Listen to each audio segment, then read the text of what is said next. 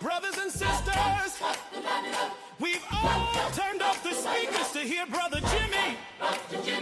From coast to coast and shore to shore, Jimmy's on the mic and on your screen. Can I get an amen? Unleashed, unfiltered, unashamed, unafraid. Hey, God bless America and praise Jesus today. Start your day with Jimmy Lakey. Let the whole world see.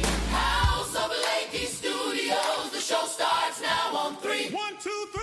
There's infotainment and brilliance to get you on your way.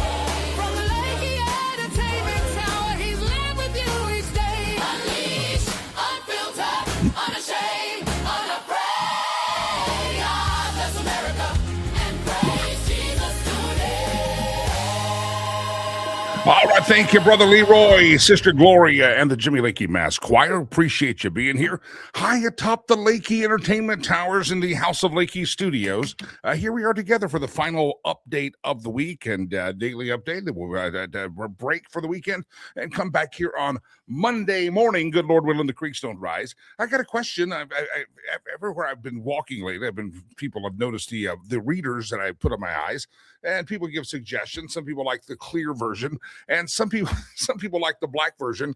And I keep getting called Harry Carey when I wear the black version. So if you would like to discuss amongst yourselves, because I know many of you have been fascinated for the longest time about my fancy shirts that I wear here on the program, if you'd like to comment, do you like the black or the clear? I think my own sister likes the black.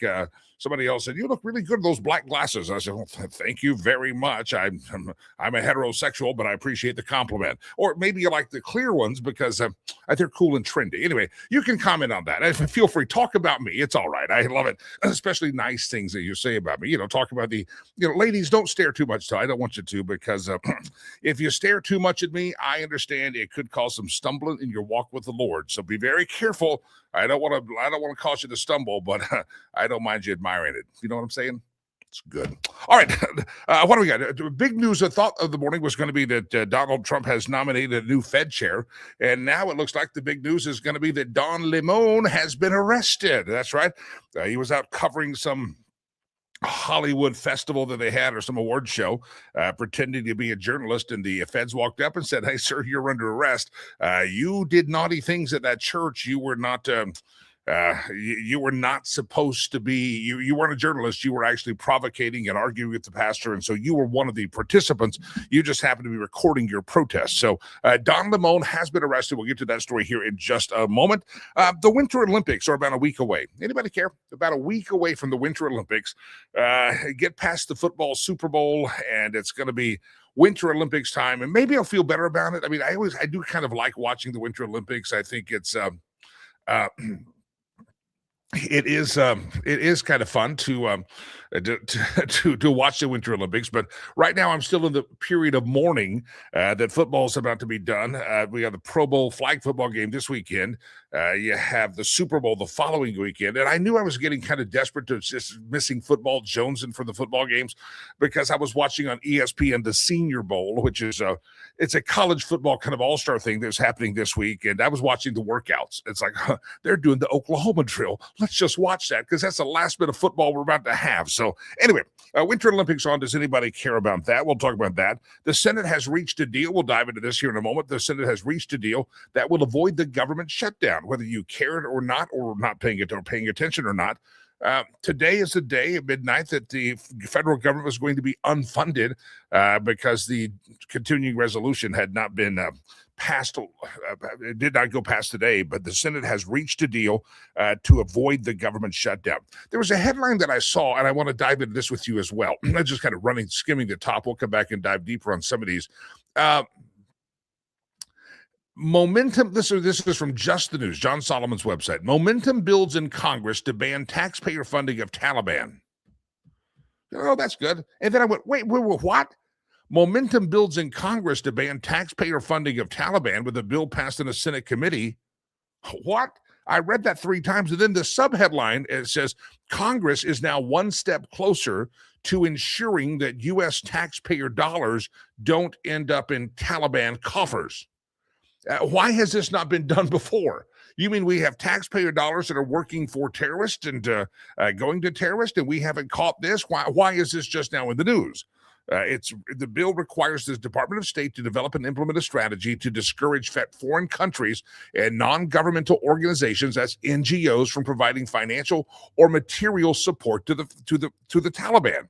So NGOs, meaning they're getting federal dollars, they're getting these grants, and the NGOs are front covers for terrorist groups, and they're funding the terrorists, all in the name of humanitarian aid. The fact that this is still going on and has not been outed is absolutely ridiculous. You got your paycheck today and you're wondering why the paycheck is less than it should be and not as much as you wanted to be. Then you see the chunk of the federal dollars coming out of there and you're like, gosh, but most of my tax rate, if they just didn't take so much in taxes, state tax, local tax, federal tax, whatever it is, you're thinking that every time you get a paycheck and you're like, I'm trying to pay my fair share and be a good citizen, but good Lord, I don't think they spend it right. And then you read, how many years have we been hearing about the Taliban? And we've known since the days of Doge that these NGOs and these government grants were going to organizations that were funneling back to the Democrat Party, putting on Sesame Street shows in Afghanistan. And now we find out that we don't even have any protection, that our government tax dollars don't go to fund the Taliban. And the Senate is just now like, yeah, we vote. And here's what the Senate passed the don't fund the Taliban, no tax dollars for terrorist bill. It was still 12-10. There were 10 people who said, I'm not sure, maybe we should keep funding the terrorist.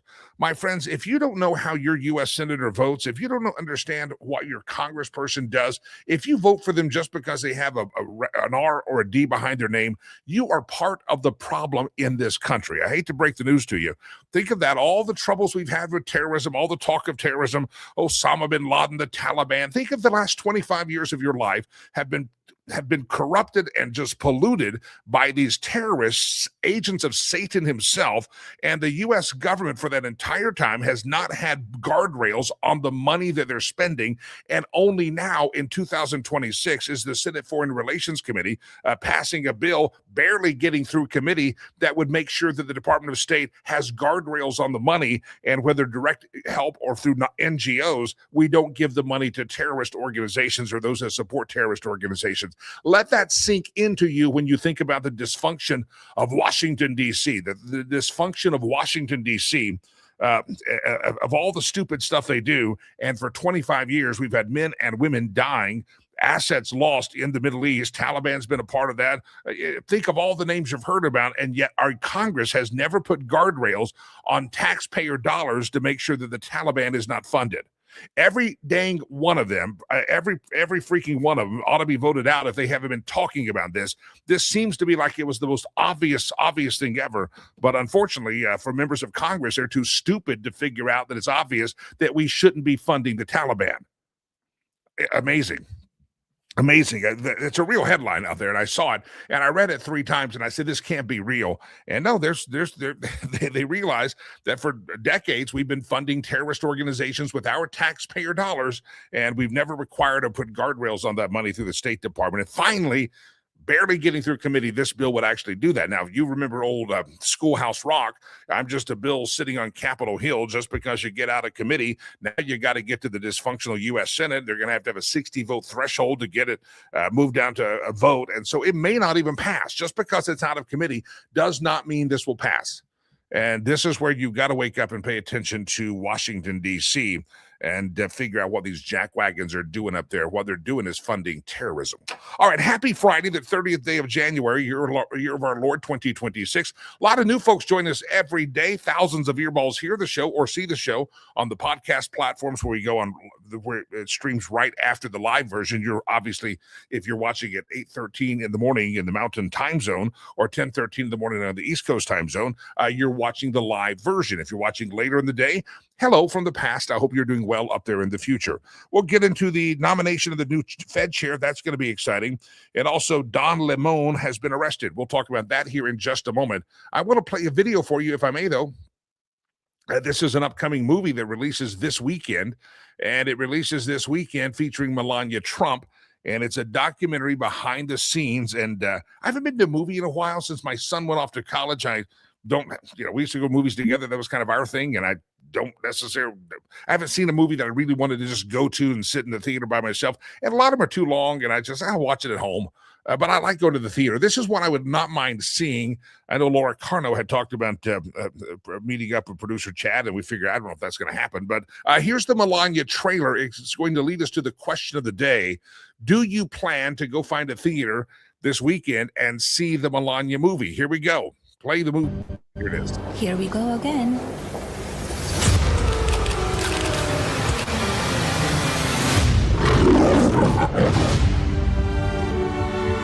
You can come in. Come on in. My proudest legacy will be that of peacemaker. Peacemaker under the fire.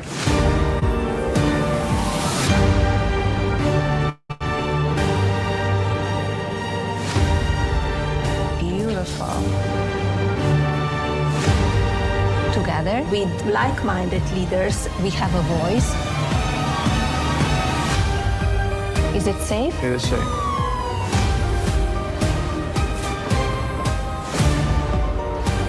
Everyone wants to know. So here it is.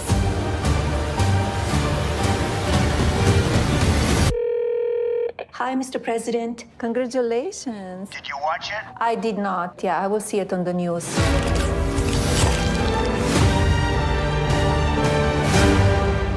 And it goes to theaters today. Anybody plan to watch it, I'd highly recommend. You got so many jackwagons out there that will try to read the tea leaves of how this might or might not affect the midterms or something. Everybody go watch it. I think everybody go buy a ticket and let the sales be good. And I think it just looks interesting. I always like the behind-the-scenes stuff. That's always kind of fun. And to see the behind-the-scenes of how the sausage is made 20 days leading up to the last inauguration, I think that's going to be an interesting documentary. I commend Hollywood for actually making it. MGM Studios, I know Amazon's promoting it. So anyway, that's your question of the day. It opens in theaters today. Will you go see the movie? Will you go see Melania this weekend? Do you plan to see it? If you don't make it today, we make it tomorrow. We'll make it Sunday after you have your Sunday go to meet in church clothes on after church. You tell me, will you go see Melania the movie? That is your question of the day. And if you're new to the show, the question of the day is a participatory way. When you participate in the question of the day on all the forums that you're watching, whether on YouTube, whether you're on Facebook, whether you're on many of the Rumble or several feeds on each platform, would you go see the movie, the Melania movie? That's your trailer. Will you go see it? That is your question of the day. All right, let's dive into some of the bigger headlines of the day. I thought the day would be dominated by the nomination of the new Federal Reserve Chair. Trump has nominated Kevin Warsh. He said Friday morning he's nominated Kevin Warsh to serve as the chairman of the Board of Governors for the Federal Reserve, ending weeks of speculation over who would lead the central bank when Chairman Jerome Powell's term expires in May. He wrote on Truth Social, the president did, "I'm pleased to announce that I'm nominating Kevin Warsh to be the chairman of the Board of the Governors for the Federal Reserve System, one of the great Fed chairmen." Trump wrote, calling Warsh one of the great Fed chairmen and maybe the best ever.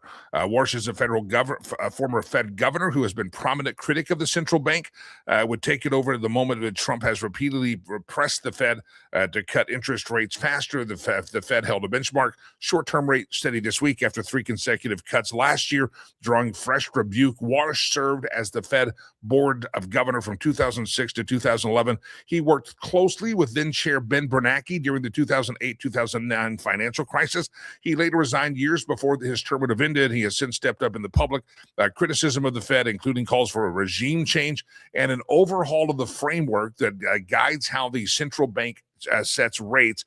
In his announcement, Trump is highlighting Kevin Warsh's current roles at Stanford at the Hoover Institute, saying Warsh is the Shepard Family Distinguished Fellow in the Economics at Hoover, and goes on. So you have a new nomination, and this guy seems to be a reformer. He has experience. He has served on the board before. He has just never been the chairman, and it's going to be absolutely interesting to see how this plays out, and that he's going to be right there, kind of a shadow government right behind Powell, who I think Powell, by all aspects, I've watched him. I've never paid attention to the Fed in my life, but with Trump, I watched him and I could just sense, and it's a pretty political thing. unfortunately, and it shouldn't be that way, but there does need to be reform, and we could go back to the founding of our countries. And our country, and realize that our forefathers would probably be horrified that we have a Federal Reserve and a central bank like that anyway. So constitutionally, I don't think our founders ever intended it, but we're stuck with it. So at least for now. So Kevin Warsh is the new nominee.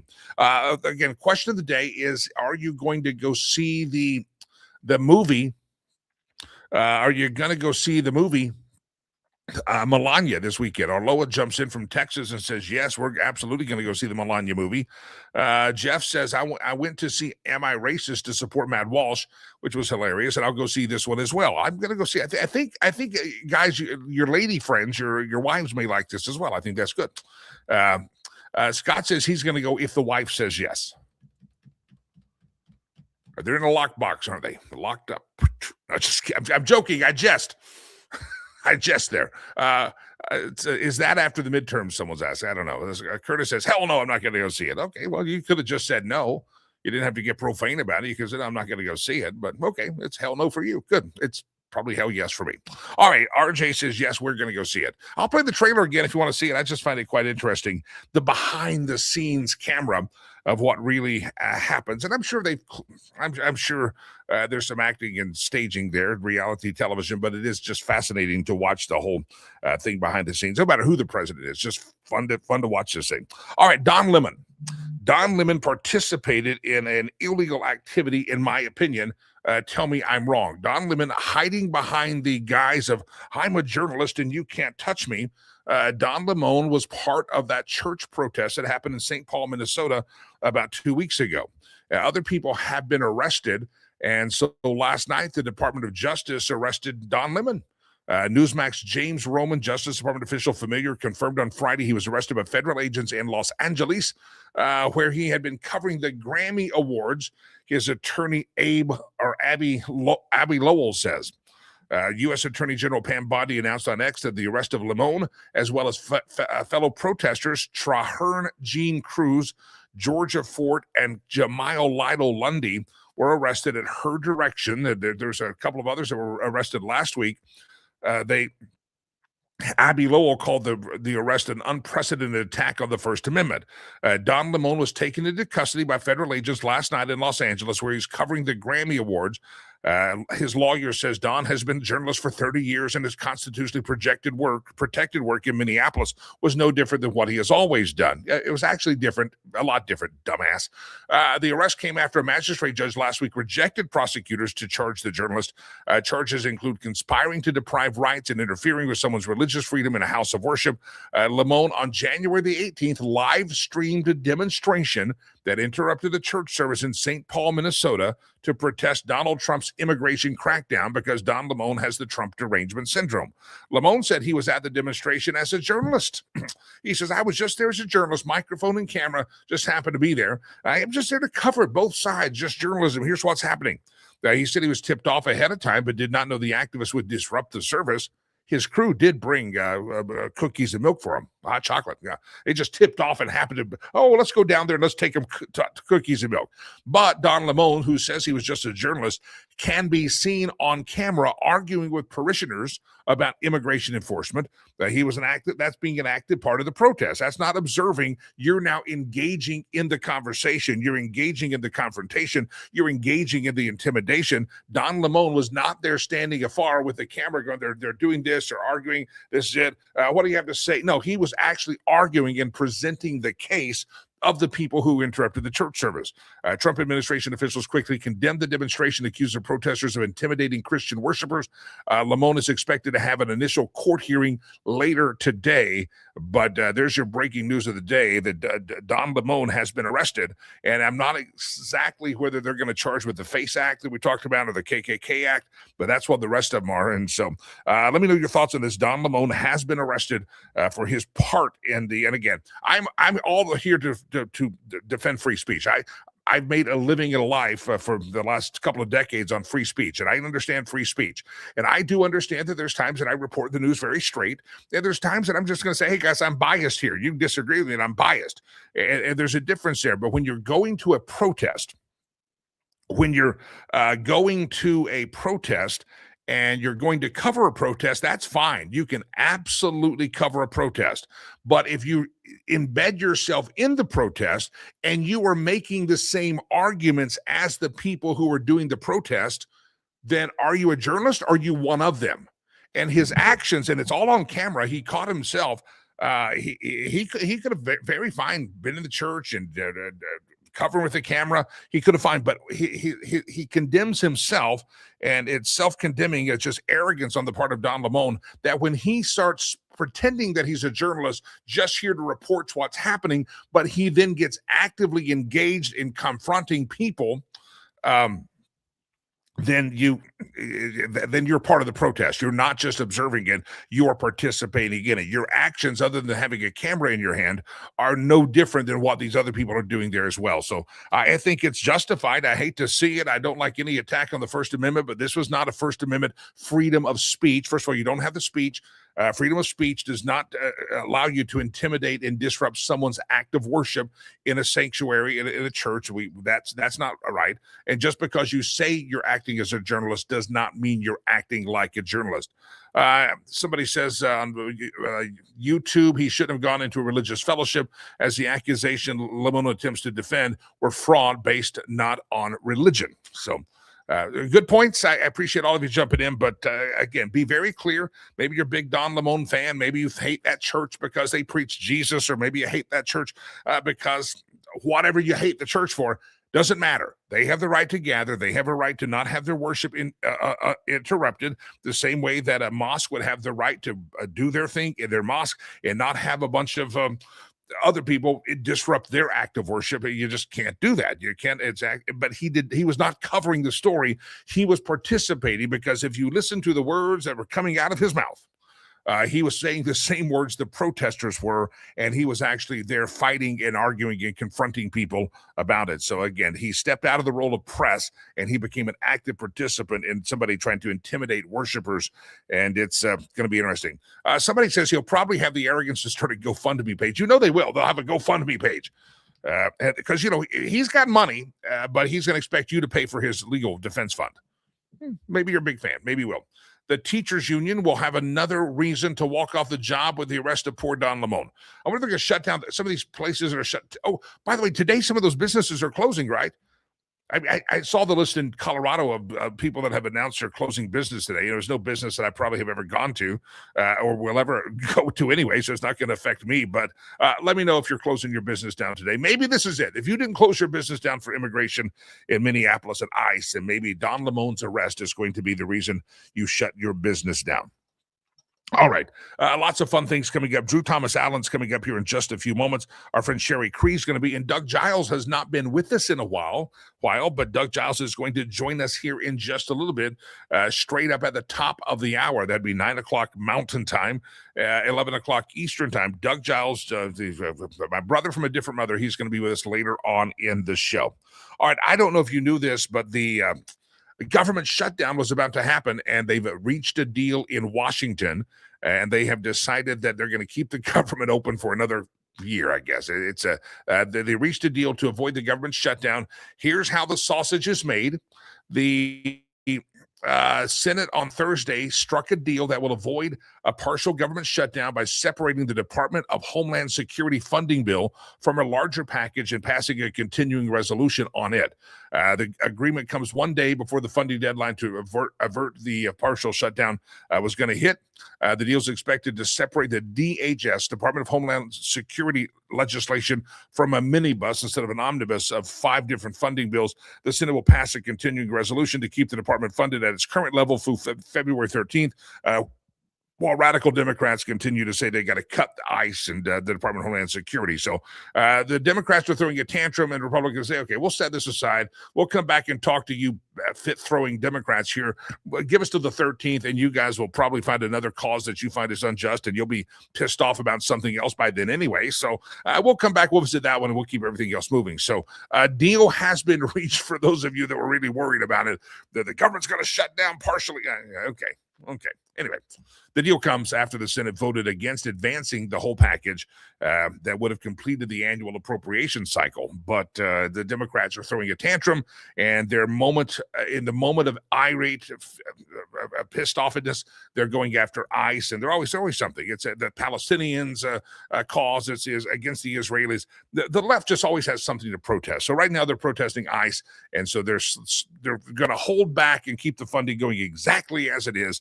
And then by the 13th of February, they'll figure out a solution to that. So just in case you were concerned, it's all going to be okay. The government's not going to shut down tonight at midnight. And some of you are probably very, very disappointed. We did that question of the day, and Drew Thomas Allen is coming up here in just a second. We did that question of the day about, are you going to see Melania Day? Did you know what almost became our question of the day? I was reading the story that caught my attention, probably because I have the humor or maybe intellect, I don't know, of a 13-year-old, and some things I find funny. And I found this headline, says, disgusting habits that we secretly think are 100% normal. And I said, producer Chad, this is a great question of the day. Habits that you maybe don't do in public, but you just know you do. So people online started listing disgusting habits that they secretly think are 100% normal, and many of them probably feel relatable. I'm not going to cover all of them, but some of the highlights that people say, yeah, I do this, and I don't brag about it, but it's normal. You know what number one on the list was? Smelling your armpits to see if you smell. Now, I've never heard of this one. This was number 2 on the list. Licking your wrist and then smelling your wrist to see if your breath stinks. Have you ever, did you lick your, I'm not going to do that. You lick your wrist and then yeah, I don't, that's weird. But some people, they say one of their dirty habits they do is the sniff test on the clothes. They pick up a shirt off the chair or the treadmill or wherever they threw it in the bedroom, and they sniff it. They go, can I wear this again? Is it clean? And they sniff it. Now, I might have done that in college, but I don't do that now. They smell the armpits, and then they decide, is it clean at all? And if it's not clean, is it clean enough to wear for one more day? Those are the top 3 things that people are nasty habits that people say, yeah, it's kind of normal. Everybody does that, right? And maybe everybody does. Smelling your own toots, like purposefully. Yeah, not good. This is one, as a kid, you got in trouble for picking your scabs. Keep your hand off the scab. No, it's got to heal. Popping your pimples. That's another one that people, there's so many topics here that we could get to. Wiping a runny nose on your clothing when you don't have access to a tissue, or this is gross, sneezing inside the collar of your shirt. It seems less gross than sneezing that's weird. All right. If you've got a nasty habit, or maybe you want to out someone else for having a nasty habit, love to hear from you about the nasty habits that you kind of think they're normal. There's some other ones that are much more grotesque that some people say around there. There's the 5-second rule. People say, yeah, it's 5-second rule. They abide by that on a regular basis. It's 5 seconds, 8 seconds, 10 seconds. They make it up. All right. So anyway, give us, if you haven't like to report some nasty habits that you might have, or if you'd like to ask us if your habits are nasty, feel free to let us know your habits, and we will tell you that your habits are nasty, or we'll all say that, yeah, they do. He does that. She does that. Nasty habits. It happens out there. All right. Good to have all of you here on the show. I'm reading some of the things that are popping in here. And nose picking.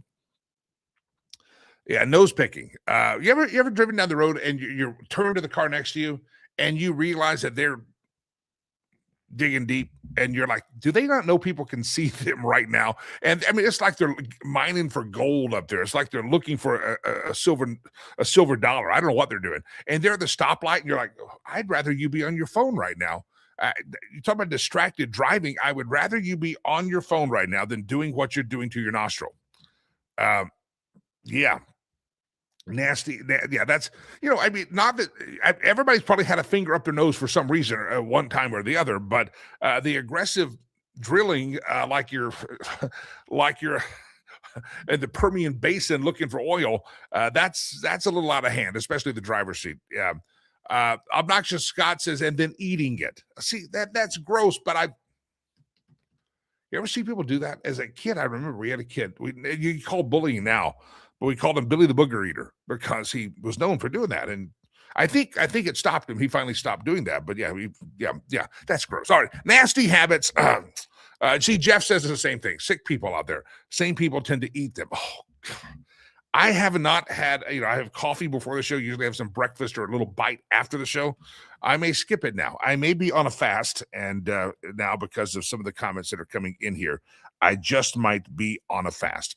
All right, I've got an interesting story while we wait the arrival of Drew Thomas Allen to come on the show. He's got little kids running around the house, so sometimes he runs a little bit late.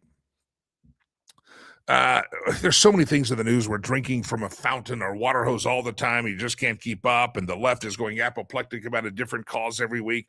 1 week they hate Tom Homan and he's a Nazi. And now this week they're praising Tom Homan because he shows up in Minnesota and they like him better than the other guy. I mean, these people have, if they didn't have double standards, they wouldn't have any standards at all.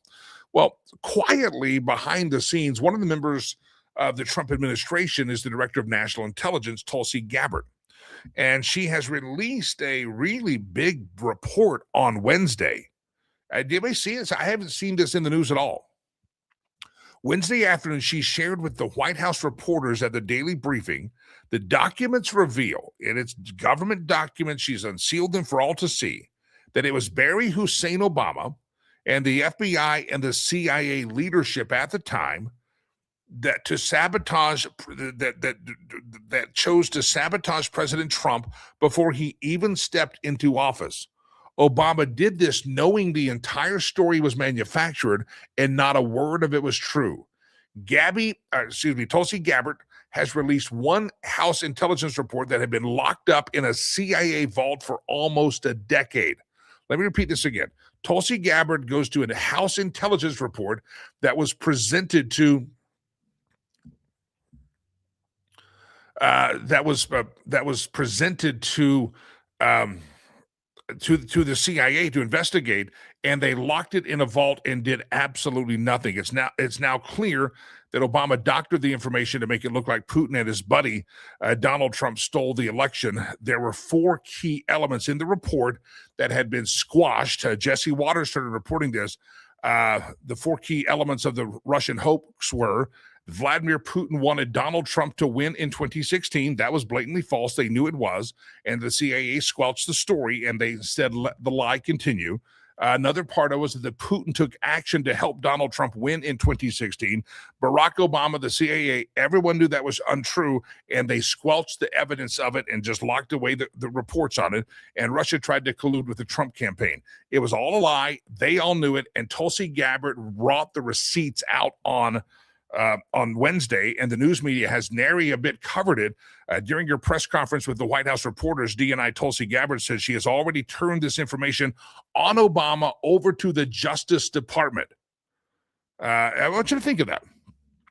A lot of people's hatred that this Trump derangement syndrome, and some of you are so apoplectic about Donald Trump on a regular basis, you have the derangement syndrome, whether you're willing to admit it or not. A lot of it stemmed from all the lies that we now know it's the smoking gun documents that are out there, that they knew that these were lies. He's a Russian agent. He's a Russian agent. And none of it was true. There was no evidence of it. It was Crossfire Hurricane, all this stuff. And Tulsi released the documents on Wednesday, and you can go read the documents for yourself. She did a press conference on them, and you have to then ask yourself, why is it that the media doesn't report on this stuff? They attend the press conference, they take notes, they ask questions, they see the documents right in front of them, say, here it is. This is the report that's been locked up for 10 years by previous people in the CIA, and they don't report on it. And there's some of you that are so far gone and delusional in your Trump derangement syndrome that you hear that and say, nah, that can't be true. It is true. You just have to recognize is that there's a heck of a lot of people out there that are being guided like by a puppet master holding a joystick and getting you to be all apoplectic and frenzied about all sorts of things. When if you just do a little digging, a little research, and have an open mind, then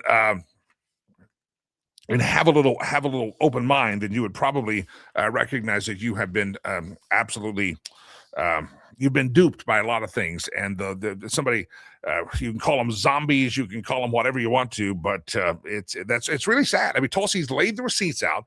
She throws it all out there on the table, and the media even is there. They're asking questions, and they don't report. It's not like it's not like they report and say, well, we also found evidence. No, they don't report it at all because they don't want you to know that they lied to you almost 10 years ago, and they never tried to investigate this 10 years ago. So it is a story worth watching. It is a story worth seeing, and I hope that you will check it out indeed. I hope you'll check out the story and read it, what Tulsi did. Again, it was just Wednesday that she did it, and they did not, absolutely positively did nothing about it. No, the reporters didn't do anything, and some of you should start questioning your loyalty to all those reporters out there, because many of them are partisan hacks like Don Lemon is. There's another story I want to get to. Speaking of Obama, Saturday's fatal shooting of the 37-year-old Alex Pretty by Border Patrol officers in Minneapolis has prompted the former President Barack Obama to weigh in. He put an X statement out on Sunday, shared a letter from his official account on social media program X, and he completely misinterpreted who needs to work with whom. He said federal law enforcement and immigration agents have a tough job, but Americans expect them to carry out their duties in lawful, accountable ways and to work with rather than against state and local officials to ensure public safety. You say, well, that's nice. That's Barry Hussein Obama. He said, that's not what we're seeing in Minnesota. In fact, we're seeing the opposite. For weeks now, people across the country have been rightly outraged by the spectacle of masked ICE recruits and federal agents acting with impunity and engaging in tactics seemed designed to intimidate, harass, provoke, endanger the residents of a major American city. The former president added in another sentence, I would hope that after this most recent tragedy, administration officials will consider or reconsider their approach and start finding ways to work constructively with Governor Walz and Mayor Frey, as well as state and local police, to avert more chaos and achieve legitimate goals. What Obama has is backwards. Minnesota Governor Tim Walz and Minneapolis Mayor Jacob Frey have been the ones unwilling to work constructively with the Trump administration. ICE has said we have federal law, we know by the courts, federal law overrides and overarches the states. States do not get to enforce or make up their own border policy. The federal government gets to do that. That's a policy. The federal government has said we have to enforce the law. This is the laws passed by Congress, signed by previous presidents. We have to do this. And it's Governor Tim Walz and Mayor Jacob Frey that have been the ones unwilling to work. So for Obama to get on his pious, narcissistic high horse and say, well, they got to work with the local officials. They've tried. They've said, hey, work with us. We're coming for for federal law. We have precedent here. We have jurisdiction. You need to work with us. You're not going to work with you. You're not going to enforce federal law. Well, I'm sorry. Obama typically has it wrong, and that he's thinking that the federal government needs to, quote, work with the local officials. Well, the local officials said they're not going to have anything to do with it, and they want ICE and Homeland Security out of there and all the illegals. So remember, it was Jacob Frey who said, get the F out of Minneapolis. So it's really ridiculous. And anybody who takes, knowing what we know about Obama and how he tried to sabotage how he tried to sabotage the Trump administration and the first term, and what Tulsi Gabbard has just relieved. And then you see this backwards this statement by him on X. You just have to shake your head and say, anybody that takes Barack Obama seriously as a man of integrity or a man of character, you probably should think twice, because he's a smarmy human being that has been undermining democracy. Remember, he came to fundamentally change America. That's what he wanted to do. And he tried to do it by undermining and partnering with the deep state of the CIA and the FBI. He puts out smooth words that when you read them on the surface, they look very, very nice. But when you really look at them and go, yeah, but that's incorrect. And that's what Barack Obama is doing. So anybody that still has some great admiration for Barry Hussein Obama has not been studying what we now know about Barry Obama since his administration. I know the guy could give a good speech, and I know that he could send tingles up people's legs when he spoke, and he sounded so good, and he could even sometimes get in that black preacher mode thing that the Democrat parties like to do. Hillary Clinton tried, and she failed at it, but Barry could do it pretty good on occasion. But if you look at all the things that are piling up that we now know about Barry, including this last statement where the feds come in here and they don't work with local officials. No, they've tried. They've tried. The local officials are saying, get the F out. And they're like, we can't. It's our obligation of the Constitution, of the laws, and we're supposed to enforce the laws of the land and defend the country against enemies, both foreign and domestic. And we have some foreign enemies that are coming in here murdering people. So sorry, we're going to be true to the oath. We're coming to your city. Get the F out of here. We're not going to get the F out of here. We're bound by the law that we have to get in there and do what we're going to do. So anyway, a couple of stories about Barack Obama. just for your listening pleasure. Appreciate it. All right, it's always great to have you. I guess Drew Thomas Allen. I don't know where he went. He's we were texting last night. Drew, if you're listening, I miss you. I really miss you. Sorry you didn't make it, but I miss you. I do miss you, Drew. Come back, please. We're glad to have all of you here on the show. Weekend Probo, it's gonna be fun. Yeah, okay. Don't forget, question of the day. I'll revisit this one more time. Then I'll introduce my guest. Let me play this again. This is the Melania Trump documentary that's going to be hitting the theaters today. And the question of the day, are you going to see it? And this is what it looks like. Go ahead. Here we go again.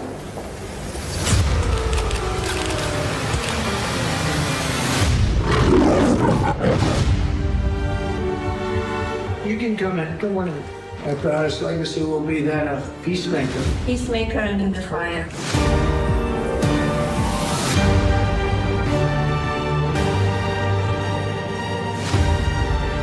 Beautiful. Together, with like-minded leaders, we have a voice. Is it safe? It is safe.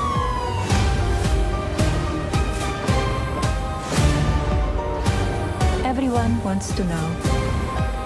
So here it is.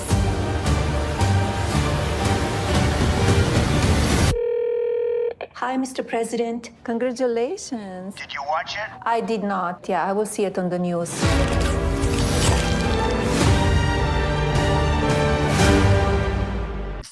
It starts today in the theaters. I'll plan to go see it sometime this weekend. Hopefully, good Lord willing. I got a lot of things going on, but I'm going to try my best to go see it. I'll have to go see it. That is your question of the day. The question of the day is, are you going to go see the Melania Trump movie this weekend at theaters, or are you going to wait for the video? You never, ever, ever want to see it. All right. Glad to have all of you here on the program. Sherry Cree, great friend of the program. We talk to her every Friday that we can. She joins us in the studio now from her offices. Sherry Cree, realtor extraordinaire. If you're across America, listen to Talk About Real Estate, especially those of you in Colorado, that I-25 corridor. Sherry Cree, good morning. How are you? Good morning, Jimmy. I'm doing great. Glad to have you here on the program. Let's dive into a couple of topics here, if we may. Most of us know that, at least since I've lived in Colorado for the last couple of decades, the cost of living here has gone way up. I know a lot of folks that have kids or grandkids that say, I don't think I can afford a house, at least where I want to. I'm going to have to live like way out east near Kansas to actually afford a home. And it seems like there's an affordability problem. A lot of states are reporting in housing.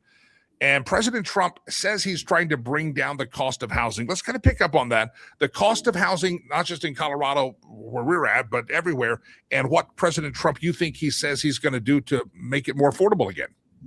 Yes, I just want to quick, review of President Trump's housing initiatives. And we hear that bits and pieces of it, but just currently, probably the biggest thing is he ordered Fannie Mae and Freddie Mac to purchase mortgage-backed securities in $200 billion. And what it does is to bring down the mortgage interest rate below 6%, which temporarily did, but it bounced back somewhere just over the 6% now. So my take on this one is, yes, if the rate go down, more buyer is coming to the market to buy. So it's great for our industry. Like yes, more buyers on the market, we can sell more houses. But supply and demand is the bigger force. So the more buyer coming out on the market with a lower rate, is it going to make the home prices stabilize or come down? So it's kind of contradicting. Affordability meaning lower rate, you can buy, but housing price will probably continue to rise. And then the second thing is, the idea is, I think it's in the works, but allowing buyers to tap into retirement funds like a 401k for down payment without penalty. So currently, if buyer wants to tap into retirement fund, to use as a down payment for purchase, there's a financial penalty for drawing it. So that will also the same concept.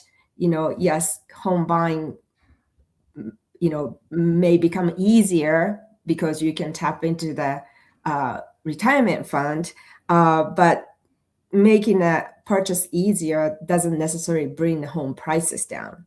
And then the third thing was the 50-year mortgage, fixed rate mortgage idea. By the way, this has been shelved for now, so it's not moving right now. So it's not going to be immediate thing, but same concept. The more buyer can qualify if they tap into 50-year mortgage programs, but because that will bring out your payment spread over 50 years, so more buyers will qualify debt income ratio wise. But also same thing, I question, making home buying easier or more prevalent will probably increase the demand, so the home prices will probably be forced to go up. Let me ask you, Sherry Cree is our guest. If you're listening later in the day on the podcast version, you hear her voice, but you don't know who it is. Sherry Cree, you can go to her website, homeswithsherry.com, homeswithsherry.com. Sherry, in Colorado, we have an affordability problem. I know we had a lack of supply because of some legislation. A lot of folks weren't building condos and that type of thing because of the defective suits that people get, the builders can be held accountable for. In Colorado, is any of that coming to a close? We hear that people are leaving Colorado in greater numbers than ever before, and yet the price still seems to be pretty high. What do you foresee for Colorado as far as affordability? Yes, I don't foresee any, significant impact. But another thing is that Trump announced that he is going to ban institutional buyers, Wall Street and private equity funds from purchasing a single family home. And this one is a national, policy. But, in the area that I practice, I don't see a huge impact on the institutional buyers being removed from the market. The concept is reducing competition, so it will work to, towards the affordability, but I don't know how much impact. I think it has a great impact in a certain area nationally, that where institutional buyers are buying a lot of single family homes and then turn into rental. But in the Colorado, I don't see that. And, I don't know exact data for other state, but what I think needs to looked at, to be focused on, is the government like a entitlement process for housing developer to be easier. So a lot of regulations, and then entitlement process when you're developing a new neighborhood. It just takes forever and it costs so much. And also like a county's permit fee for developer to build new communities, more housing. That, for example, like Douglas County, to develop a new home lot, the permit fee is like $90,000. Wow. So naturally, the developer is not going to build affordable homes. It's going to cost $90,000 just for permit fee. You're not going to be building $400,000 house. Wow. So I think fees, the government fees, government regulations, a cumbersome entitlement process, and then that you were just pointed out, like a construction defect law that, right now the builders are not building much condos because of that, high risk litigation that their risk cost is going to be tremendous. Now, if somebody's in Colorado, her website is homeswithsherry.com, homeswithsherry.com. Sherry, if somebody's out there and they're like, yeah, my kids, or maybe somebody out there wants to be a first-time home buyer, they shouldn't be discouraged. It is still possible. If you're gainfully employed, there's a pathway to home ownership, even in the very expensive state of where we live, Colorado. Folks don't need to count themselves out of the market. There's probably programs and things available they don't know about.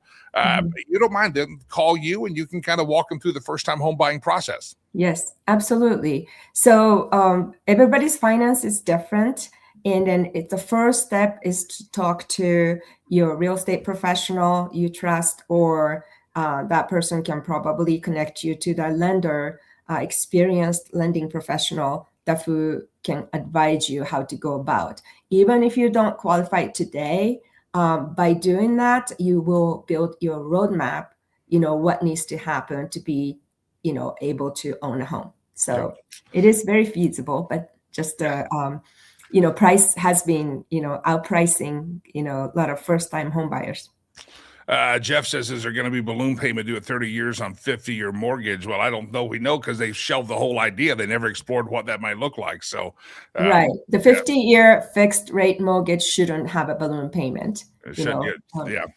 That's a long mortgage payment. You're a first-time home buyer. You're signing up for a long time. Sherry Cree, it's a pleasure. I've been telling everybody what you say, that sometimes people want to wait too long as a seller. I'll list it in May or June, and now they probably could have a little bit better results. They need to absolutely positively talk to you and get that timing right, whether they're buying or selling. In Colorado, there is a time window, and it can affect how much you pay or how much you sell for, depending on which end of the equation you're on. Sherry Cree, your website, homeswithsherry.com. I appreciate you always. Homeswithsherry.com. You can follow her on social media as well. Homeswithsherry.com. Talking about affordability, homeswithsherry.com. All right. Everybody happy there? I saw while I was talking to Sherry, Drew Thomas Allen jumped in. He jumped in the green room, and producer Chad had to say, Drew, I read what producer Chad, he was very nice. He says, sorry, we had a mix-up, Drew Thomas Allen. We've had you down to 8:30. No, you screwed up, Drew. You screwed up. No, he's probably watching. Sorry, Drew. We'll get you rescheduled for next week, sir, and we'll call you or something to remind you when your time has come. No, just messing with him. Drew's our old friend. He's from Texas, He is. Drew Thomas Allen. He is. All right. In just a minute, we're going to have Doug Giles. All things Doug Giles, my brother from a different mother. He's going to be on the show. If you're new to the show, Doug has not been with us in a couple of weeks. He's been out fishing and hunting, and he's going to be with us. And it's going to be great. He'll be on the program here momentarily. You don't want to miss Doug Giles. But in the meantime, I want to go back to the headlines of the day. Donald Trump has nominated a new Federal Reserve chairperson. This is what I think is most of us don't care or know much about the Fed. It's kind of above our pay grade, but there has been a new nominee.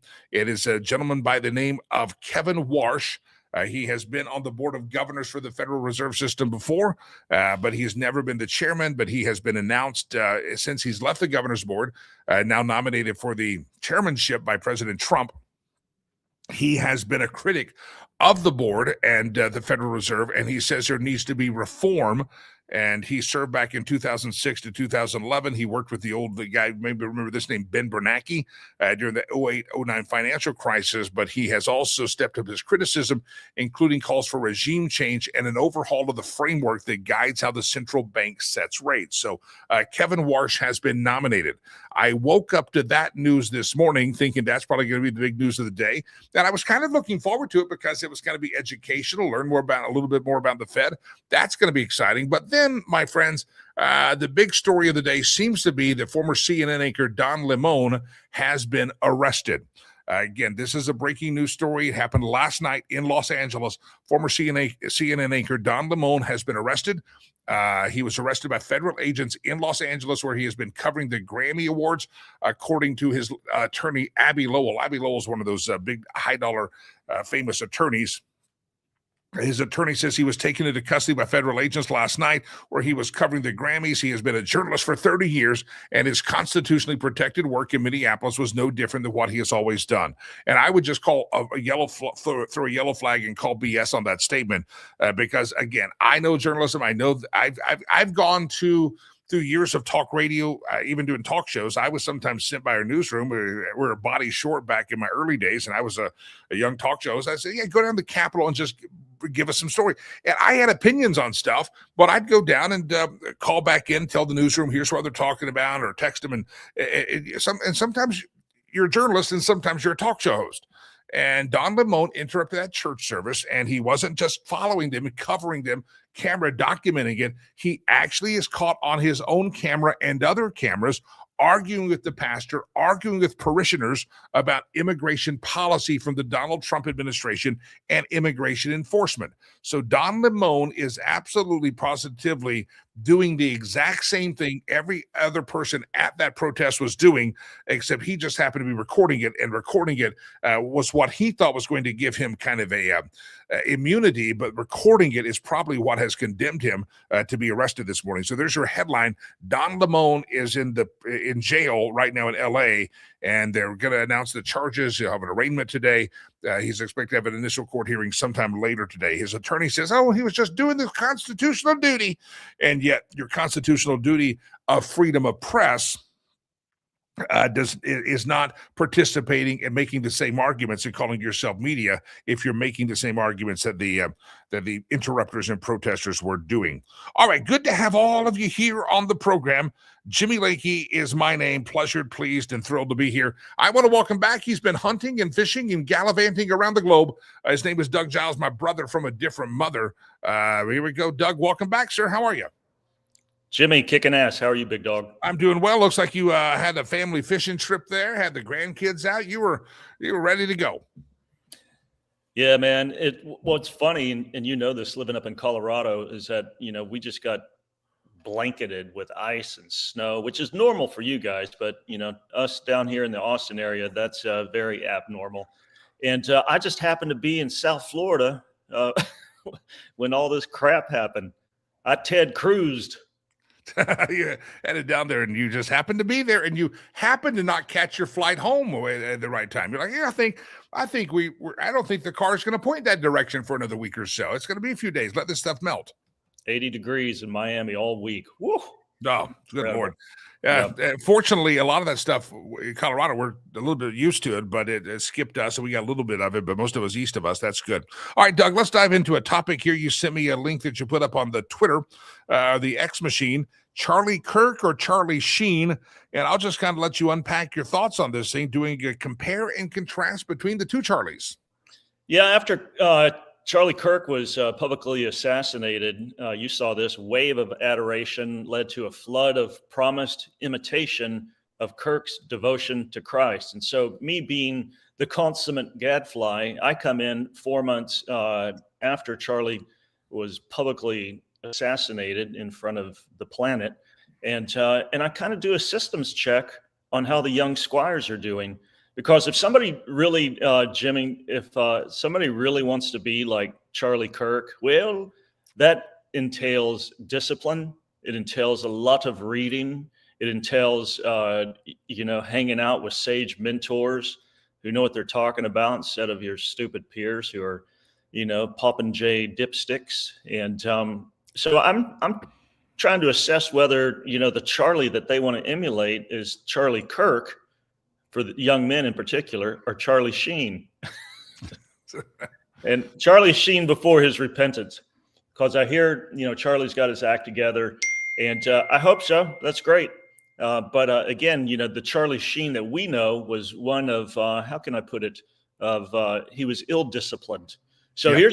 here's a test for whether the young man or young woman is following Charlie Kirk or Charlie Sheen. Number one, have you upped your devouring of the Bible, the Constitution, the Bill of Rights, and the Declaration of Independence, or are you an undisciplined diphthong? Number two, are you still a man whore, or are you saving yourself for marriage? Number three, do you seek fame or faithfulness to God, or do you long for the applause of men or the approval of God? Number four, are you wholly cause-oriented or a self-obsessed me monkey?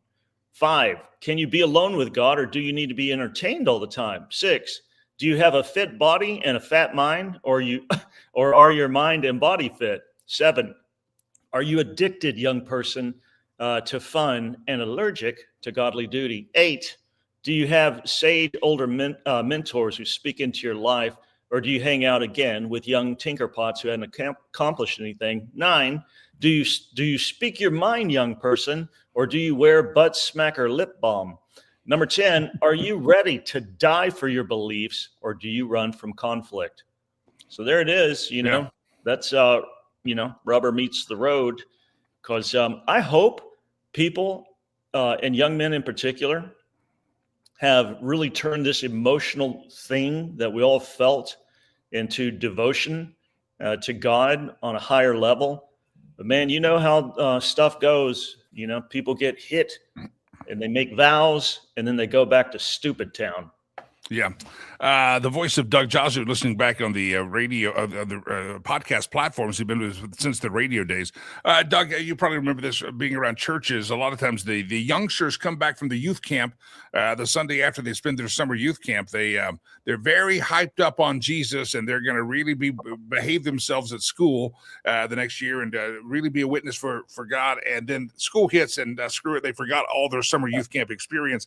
Right. That's kind of what you kind of worry about the Charlie Kirk thing. Everybody, I'm going to be like Charlie. And yet all the list of things on your list, like, yeah, if you're not accomplishing some of those, you're not going to be like Charlie. Yeah. If you get your spiritual diet from memes and podcasts instead of just doing the personal yeoman's work of scouring the scripture, you're not like Charlie, and again, our example is Christ. And so obviously, and when he was 12 years old, Jimmy, he wasn't, doing TikTok dance videos. He was running circles around the experts in regards to the scripture.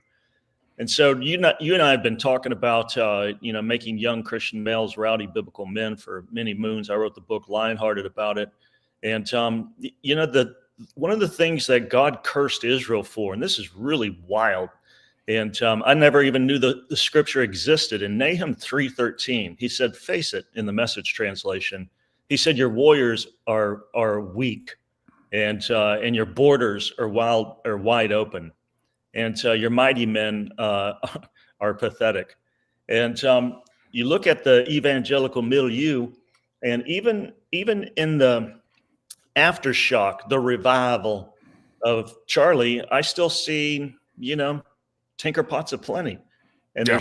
there's got to be a holy grit that comes to young people where they joyfully sacrifice their life on the altar of God and yield it up to him to spend and be spent. And so again, those are unique dogs. The Charlies are anomalies. The Jesuses are but they do leave a glide path for us morons. You've written a book on this. You just mentioned it, Lionhearted. It's a great read for everybody. If you're somebody that was very committed to live like Charlie, and maybe you're kind of going, well, maybe I'm kind of doing the same thing now. I haven't read my Bible anymore. I haven't studied the Constitution anymore. I kind of fell short here. That book will help everybody.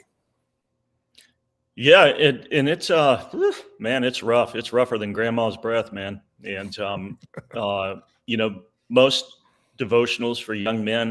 The reason I wrote that, I glammed onto this devotional, Jimmy, that everybody's like, oh, this is the greatest thing for young men. So I, like a dumbass, I bought it and I read it, and bro, it was like they were talking to 8-year-olds, and this was posited towards the late teen, early 20s. And none of it kicked the reader in the balls. None of it stretched their mind, like a bungee cord with Rosie O'Donnell on the other end of it. None of it did. And it's like, I talk to my grandkids. They're 4, 9, and 11. I talk to them, especially the 9 and 11, like they're freaking adults, because they're sharp, solid, and smart. And I don't goo gaga. And that's what, most youth pastors, which is unbiblical, by the way. There's no youth apostle or youth prophet. If you're a pastor to the entire body of Christ. There's no age segregation either, Jimmy, in the scripture. None. Yep. Not in the Old Testament, not in the New Testament. But anyway, I'm derailing right now. The young people need to hear the stuff that scares them.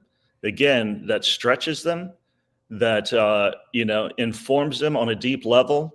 And man, all we've done in churches, especially the evangelical churches, is turn it into frickin' entertainment. And so again, they're not creating, serious discipleship. And that's predominantly on, the pastor. But listen, man, if you're not getting fed, there's enough supplemental feeding out there. And there's nothing keeping you, a young person, from devouring the scripture, eating the scroll, serving in church, serving in your community in the most serious aspects of need. And I tell people all the time, man, it's like you do those 3 little things and you will come up on the radar of El Diablo and God, and he'll use you greatly. The book you've written, that one, just as a reminder, Charlie Kirk was a guy that a lot of folks focused on his life, and we want to get back to that. Lionheart is a great book. For the lady, you got the Biblical Badass series. If you want to be inspired by other biblical badasses, you've got lots of books for people to be inspired by and to use as the kind of a guidebook and inspiration of how they should live. Yeah, I'm not lost for words.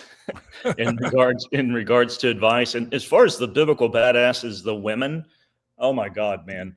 If the ladies are like, we should do a Bible study, we get a little bottle of wine, go through a book. This book has 10 rowdy biblical chicks.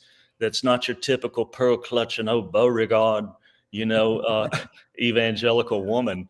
And I believe, everybody's like, are you a Proverbs 31 woman?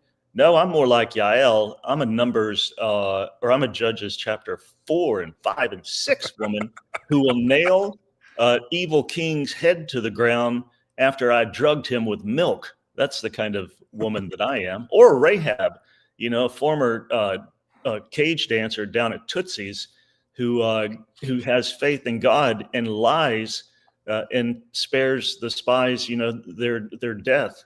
Yeah. So those are kind of interesting things. And then my biblical badass is the old men. Oh my God, Jimmy. If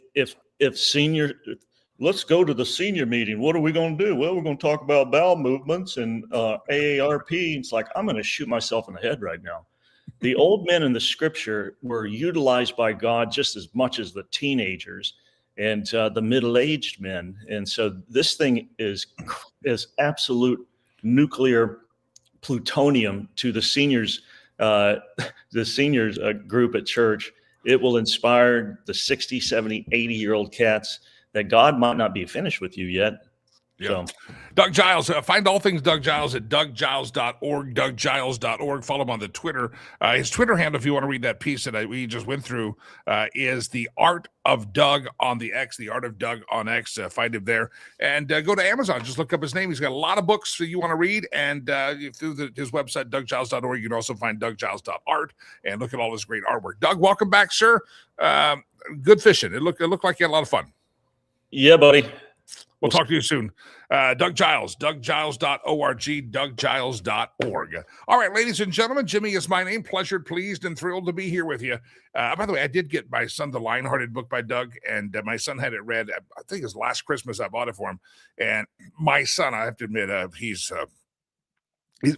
he's more interested in playing football than reading books, but he's a smart kid. He devoured that book, and I think he read the whole thing on the plane back to college. He's just loved it, and that was something for him because he would much rather probably be studying a football playbook at that point. But no, he devoured that book, thought it was fantastic. I think he's read it a couple of times. So any of the books by Doug Giles, get them for your kids, get them for yourself, especially those. Shake up your Bible study if you bring some of these topics up at your Bible study. Yep, it'll shake. You may get kicked out.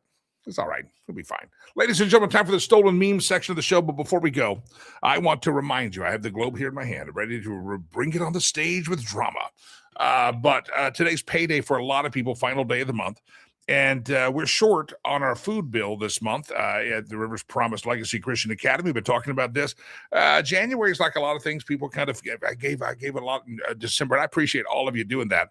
But I also would appreciate you considering. We sent an email this week. There's going to another one go out today, and it kind of breaks down what $15 to do. Buy fruit for a day and vegetables for a day for a class. I talk about what does it cost to buy a 220-pound bag of rice or beans that we can feed the kids with. We feed 2 meals a day.